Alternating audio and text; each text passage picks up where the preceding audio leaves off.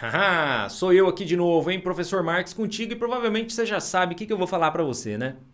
Inscreva-se aí no canal, exatamente. Se inscreve aí, deixa o seu joinha que isso ajuda demais o nosso canal, tá bom? Eu vou te dando aí as aulas, te ensinando essa química pra te ajudar e você me ajuda dando like, se inscrevendo e compartilhando com os amigos. Combinado? Sem te enrolar mais, bora pra aula.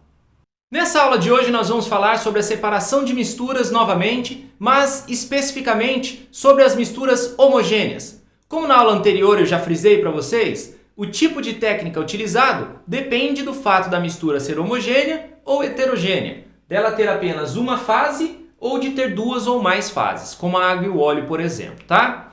Nessa aula, separação das misturas homogêneas.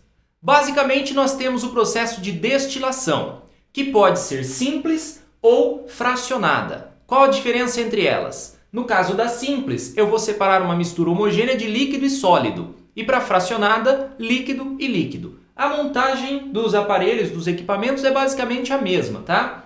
Eu tenho um balão de destilação que vai sendo aquecido, os vapores vão saindo, passam pelo condensador, voltam a ser líquidos e são coletados lá no final no frasco de coleta. Note que o líquido que sai no frasco de coleta é incolor, indicando que está sendo separado ali daquela solução que era azulada. Então, há um sólido azulado ali que vai ficar retido no frasco e o líquido passando pelo condensador vai ser recolhido no frasco de coleta. Na destilação fracionada, a maior parte dos equipamentos seriam os mesmos, com a diferença da coluna de fracionamento, que tem como função separar esses líquidos, tá? A boa parte dos equipamentos serão os mesmos, como o condensador, por exemplo, que tem como função condensar os vapores que estão vindo do balão de destilação, tornar esse vapor um líquido e recolher ele lá no frasco de coleta lá no final. Tá legal? Nós vamos precisar de uma fonte de aquecimento, no caso aqui uma manta elétrica, podia ser um bico de Bunsen também. A coluna de fracionamento, que é quem vai separar esses dois vapores que estão tentando passar pelo processo de destilação. Só consegue realmente vencer a coluna aquele que é o mais volátil, certo? Aquele que está com a temperatura de ebulição mais baixa, certinho? O outro, que vai por evaporação também tentando ser destilado, acaba se condensando na própria coluna e volta para o frasco de destilação, tá legal? Aquele primeiro líquido vai passar pelo processo e vai ser recolhido lá no frasco de coleta. Tranquilo? Explicando um pouquinho melhor para você, nós temos aqui a destilação simples, as partes que a compõem: uma fonte de aquecimento, o balão de destilação, onde vai ser colocada a mistura, o condensador, que tem a função de condensar os vapores, certo? Fazer com que os vapores voltem a ser líquidos. Note que há uma entrada de água na parte inferior do condensador. Por que na parte inferior? Porque é a parte mais fria, certo? Isso aqui é tudo vidro sendo aquecido, acaba havendo um aquecimento.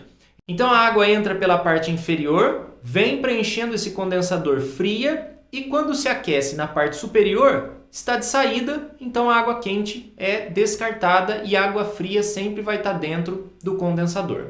Legal? Lá no final, um frascozinho de coleta. Tranquilo?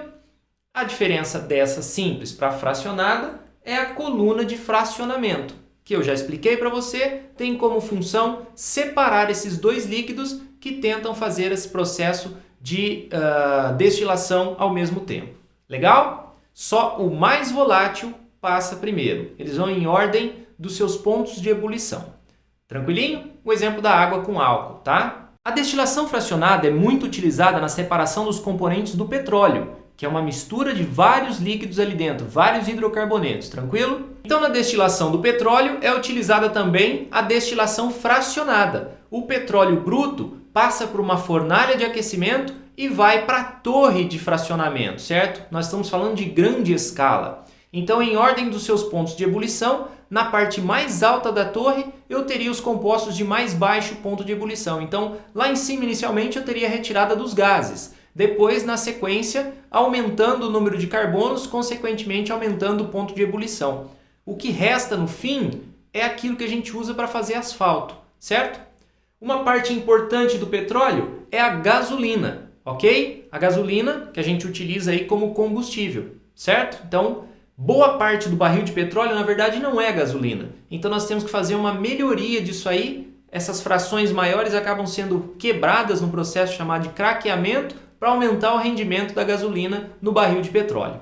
Muito bom, agora a gente finalizou aí a parte teórica, é hora da gente praticar. Não saia do vídeo, a gente não pode fugir de exercício, agora que é a hora que a gente vai ver se você entendeu, tá bom? Se você quiser mais listas de exercícios, teorias para você acompanhar a aula, aqui embaixo o site do Professor Marques, é só clicar no link e conhecer todo o nosso trabalho, combinado? Bora lá pro exercício.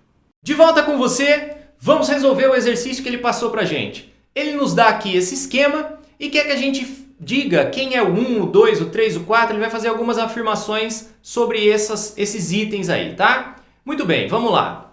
Inicialmente nós temos etanol e gasolina, adicionamos uma solução aquosa de NaCl, ou seja, estamos adicionando água com um pouco de sal, agitamos e deixamos decantar. Depois temos uma separação. Nós estamos fazendo a parte de extração, adicionando água e retirando o etanol de dentro da gasolina. Tranquilo? Muito bem. Note que a água está nesse ramo aqui, ó. Então a água tem que estar derivando lá do primeiro caso. Quando a água entra, ela retira o etanol da gasolina. Nós temos uma fase de gasolina pura e a outra que seria o etanol, água e sal. Se a água está no ramo aqui da esquerda, nós temos que considerar então que a gasolina estaria sozinha lá no 2 e a água mais o álcool mais o sal seriam o nosso número 1 ali. Legal? Beleza. Esse número 1, água, álcool e sal, passa por um processo de destilação. Vai ter que ser um processo de destilação fracionada inicialmente, ok? Porque nós temos uma mistura de dois líquidos ali. E o álcool, o etanol, quando sofre o processo de destilação, acaba arrastando água. Então nós vamos precisar de uma coluna de fracionamento. Então o primeiro processo de destilação é uma destilação fracionada, que vai separar do lado de cá a água com o álcool e do lado de lá um pouquinho de água e álcool. O álcool e a água, numa certa proporção, 96% de álcool, 4% de água, formam ali uma mistura azeotrópica. Então é inevitável que um pouco de água seja arrastado. Ok? Beleza. Uma nova destilação vai ser aplicada na água com sal. Então aí eu vou conseguir separar a água do sal. Do outro lado é adicionado cloreto de cálcio, um sal anidro que pode se hidratar. Como nós temos a água ali presente misturada com um pouco de álcool, esse CaCl2 vai retirar aquela água, precipitando e separando o álcool ali então. Tranquilo?